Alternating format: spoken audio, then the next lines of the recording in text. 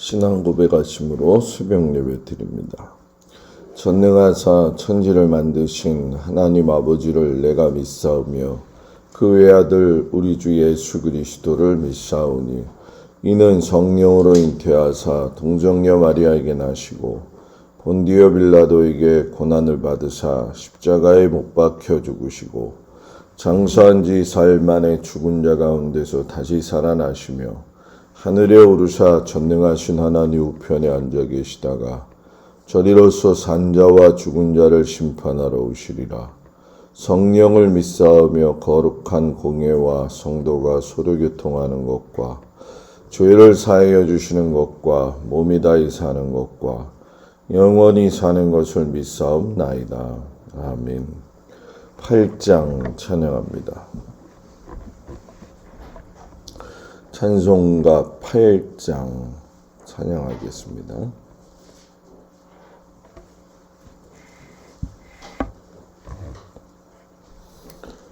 거룩 거룩 거룩 전능하신 주님 이른 아침 우리 주를 찬송합니다. 거룩 거룩 거룩 자비하신 주님 성삼위일체 우리 주로다. 거룩 거룩 거룩 주의 보좌 앞에 모든 성도 멸류관을 벗어드리네. 천군 천사 모두 주께 굴복하니 영원히 위에 계신 주로다. 거룩 거룩 거룩 주의 빛난 영광 모든 죄인은 어두워 볼 수 없도다. 거룩하신 이가 주님밖에 없네. 온전히 전능하신 주로다. 거룩 거룩 거룩 전능하신 주님 천지 만물 모두 주를 찬송합니다. 거룩 거룩 거룩 전능하신 주님 성삼위일체 우리 주로다. 아멘.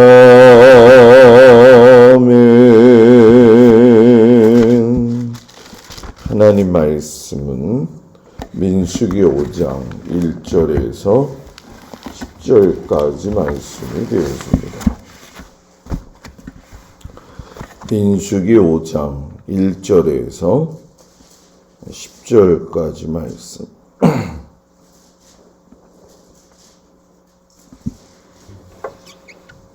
민수기 5장 1절에서 10절까지 말씀을 다 같이 봉독합니다. 여호와께서 모세에게 말씀하여 이르시되 이스라엘 자손에게 명령하여 모든 나병 환자와 유출증이 있는 자와 죽음으로 부정하게 된 자를 다 진영 밖으로 내보내되 남녀를 막론하고 다 진영 밖으로 내보내어 그들이 진영을 더럽게 하지 말라. 내가 그 진영 가운데 거하느니라 하시매 이스라엘 자손이 그같이 행하여 그들을 진영 밖으로 내보냈으니 곧 여호와께서 모세에게 이르신 대로 이스라엘 자손이 행하였더라. 여호와께서 모세에게 말씀하여 이르시되 이스라엘 자손에게 이르라. 남자나 여자나 사람들이 범하는 죄를 범하여 여호와께 거역함으로 죄를 지으면 그 지은 죄를 자복하고 그 죄값을 온전히 갚되 5분의 1을 더하여 그가 죄를 지었던 그 사람에게 돌려줄 것이요 만일 죄값을 받을 만한 친척이 없으면 그 죄값을 여호와께 드려 제사장에게로 돌릴 것이니 이는 그를 위하여 속죄할 속죄의 순양과 함께 돌릴 것이니라. 이스라엘 자손이 거제로 제사장이 가져오는 모든 성물은 그의 것이 될 것이라. 각 사람이 구별한 물건은 그의 것이 되나니 누구든지 제사장에게 주는 것은 그의 것이 되느니라. 아멘. 오늘도 주님 앞에 온 성도들을 축복합니다. 오늘 말씀에 보게 되면 진영 안에서의 부정한 사람을 어떻게 처리할 것이냐, 그리고 죄를 어떻게 처리할 것이냐에 대한 말씀이 나오죠. 왜 이걸 중요하게 여겼냐 하면 하나님이 더러운 것과 함께 할 수 없는 정결하고 거룩하신 분이기 때문에 그렇다는 거죠. 첫사람이었던 아담이 하나님 앞에서 죄를 지어서 부정하게 되었을 적에 이 세상은 죄를 짓게 되어졌고 그 부정함이 그대로 나뉘어졌죠. 그래서 세상은 그때 첫 아담 이후에 빛과 어둠으로 나누게 되어졌어요. 선과 악으로도 나누어지게 되고 거룩함과 부정함으로도 나누어지게 되어진 거죠. 그래서 하나님은 부정한 것을 싫어하시고 그것을 가까이 두는 것도 싫어하세요. 왜냐하면 그분이 거룩하고 정하기 때문에 부정한 것과는 같이 공존할 수 없다는 거죠. 믿는 자의 삶도 마찬가지 아니겠어요? 우리가 거룩한 자로 부름받았기 때문에 거룩한 자 대신 하나님 안에서 살기 때문에 부정한 것으로 우리를 더럽힐 수가 없다라는 거죠. 그래서 오늘 성경에 보게 되면 세 가지의 부정한 것을 이야기를 합니다. 그 중에 하나가 이제 나병 이야기를 하는데 우리들이 생각할 때는 이 나병이 한센병으로만 생각하는 경우가 있잖아요. 그런데 이것은 한센병에게만 국한되어진 것이 아니라 몸에서 나는 악성 피부병 이런 것들까지도 포함을 하게 되어져요. 그리고 몸에 나타나는 곰팡이균에 대한 것까지도 적용이 되는 게 이 나병 안에 포함되어지는 거죠. 그리고 유출증은 우리가 잘 아는 것처럼 몸에서 나는 그 혈류병이라든가 또 여자들의 생리, 그래서 생리 기간 동안에는 또 진 밖에 나갔다가 부정해진 것을 깨끗하게 해서 다시금 또 들어오게 하잖아요. 그런 것과 마찬가지고 세 번째의 부정함은 죽음이다라고 오늘 성경에서 이야기해요. 죽음은 생명이신 하나님과는 반대되어지는, 그리고 죄의 완전한 값이 결국은 죽음으로 나타나지기 때문에 부정한 것에 대한 최고의 모습이 바로 이 죽음이었죠. 그래서 이 나병과 유출병과 죽음을 만진 자에 대해서는 하나님이 그것들로 인해 더러워졌기 때문에 진영에서 내보내라 라고 오늘 말씀을 하시죠. 자, 여기서 우리가 중요하게 여겨야 될 건 부정했으니까 너 나가라 이 얘기가 아니죠. 부정의 이 문제를 하나님이 어떻게 매듭 지으셨느냐 이걸 보는 게 더 중요하다라는 거죠.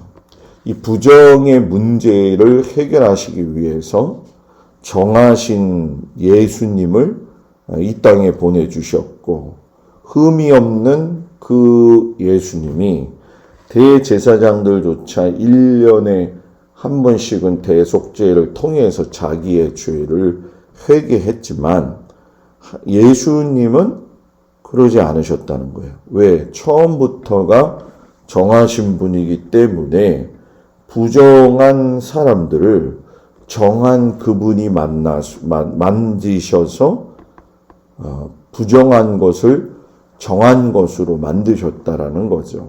원래 정한 것이라 할지라도 부정한 것을 만지게 되어지면 정한 것도 부정하게 되어지는데 정하신 예수님이 만지면 부정한 것들이 오히려 정하게 되어지더라는 거죠. 그래서 그들을 위해 이 땅에 보내셨고 또 우리들의 그런 연약한 모습을 위해서 예수님을 이 땅에 보내주셨죠. 그래서 예수님의 공생의 사역 가운데 보면은 나병 환자를 고치시는 일, 그리고 혈류증 앓았던 여인을 고치시는 일, 그리고 죽은 나사로를 살리시거나 회당장 야이러의 딸을 다시금 살리셨다라고 하는 것은 죄의 결과로 인해서 부정해지고 죽었던 그 모든 것들을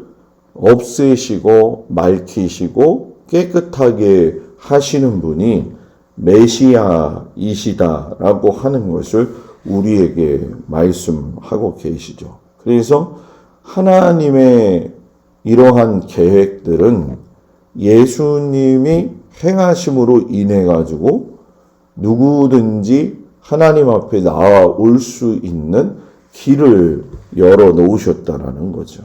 그래서 우리가 하나님께 나아갈 때에 우리 안에 있는 죄라든가 또는 질병이라든가 이런 죽음 등이 우리를 부정하게 만든다 할지라도 그것이 예수님 안에서 또 예수님이 오실 때에는 완전히 사라지게 되어지고 사함을 받게 되어진다는 것이죠. 그러니까 부정함을 부정하게 함으로 인식시켜서 그 사람을 더 부정하게 만드는 것이 하나님의 뜻이 아니라는 거예요.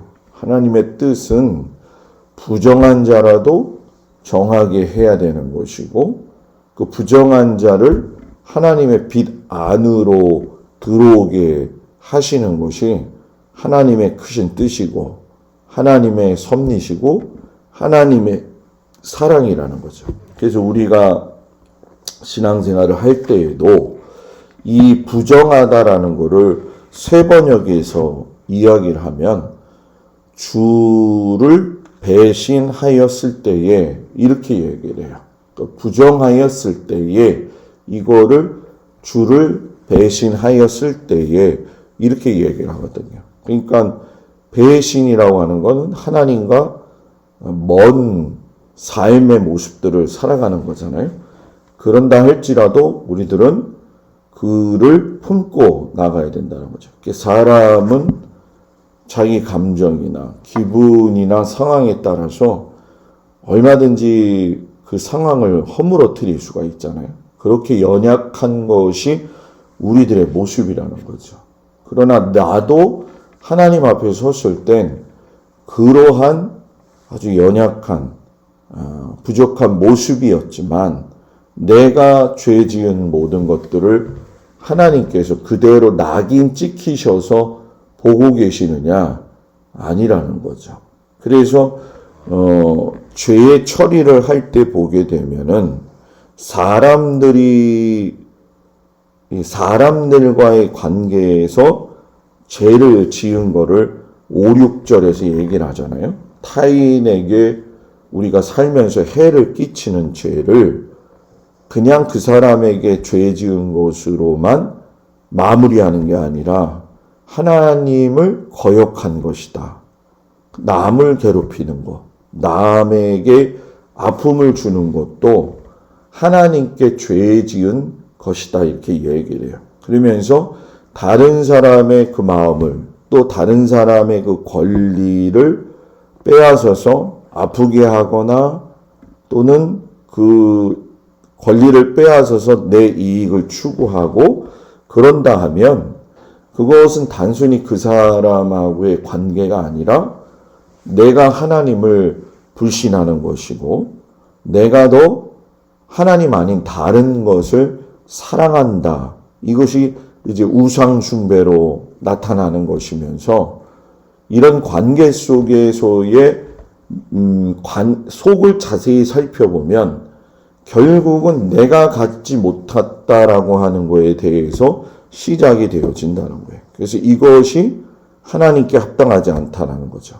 그래서 너희가 이웃에게 죄를 지으면 죄를 자복해야 되는 것이고 그 죄를 자복한 것으로 끝나는 것이 아니라 손해의 5분의 1을 더 배상하라는 것이고 삭개오가 그 일을 했잖아요. 너희가 진실한 참회를 하고 성의 있는 보상을 하고 이것이 온전한 회개가 되어진다. 그래서 사과와 뉘침이 없는 그냥 보상. 그래 뭐 이거나 가지고 떨어져.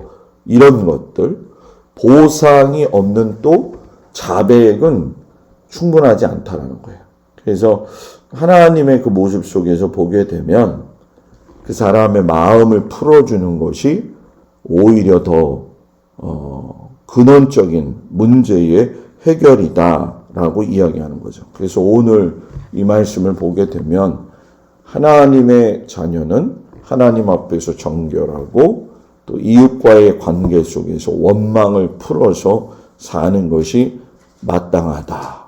이 말씀을 주신다는 사실에 기억하시고 우리들의 삶이 하나님 앞에서 아름다워지기를 주의 이름으로 축복을 드립니다. 기도하겠습니다. 은혜로우신 아버지 하나님, 우리가 주님 앞에서 하나님 앞에 부족함이 없도록 하시고 또 자복하고 회개하여 소망 가운데에서 행실의 삶이 아름답게 피어나게 하여 주옵소서. 거룩한 주일입니다. 하나님이 기뻐하시는 귀한 날 되게 하시고 모든 성도들이 주님 앞에 나와 온전히 하나님 앞에 예배드리게 하시고 또 모든 성도들의 기업과 일터와 자녀들을 주님이 붙드시고 복되게 하시며 오늘도 하나님께 영광 돌리는 귀한 날 되게 하여 주옵소서. 예수님의 이름으로 기도드렸습니다. 아멘.